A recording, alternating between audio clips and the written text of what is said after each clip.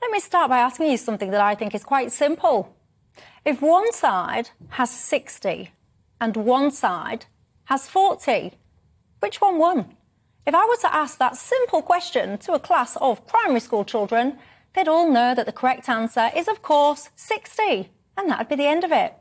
So why then has that rationale not been clearly accepted by grown adults today who've insisted on stating that because 40% of MPs voted against Boris Johnson in the confidence vote yesterday, it is the start of the end?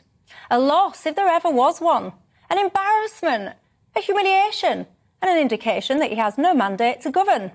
Some Labour MPs too have been falling over themselves to say that the 40% vote against the Prime Minister almost indicates that he and the Conservative Party have failed or are not fit for office.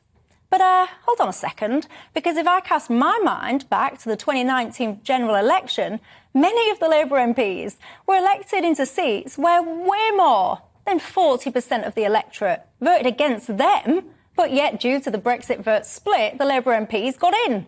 So if indeed they do think that a 40% vote against you means that you've got no mandate, etc., then what are they doing in their roles?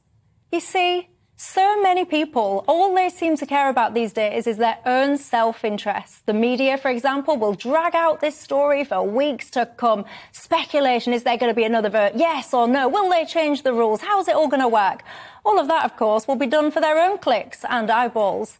The opposition, well, they'll be doing the same thing, but to secure power for themselves. And as for the self-indulgent rebel MPs, many of whom, by the way, wouldn't even have their jobs if it wasn't for Boris Johnson, well, you guessed it, they'll be doing exactly the same. So the losers in all of this is us, the electorate. Because what we need right now, irrespective, by the way, of your political persuasion, is stability, and for this country to move forward once and for all.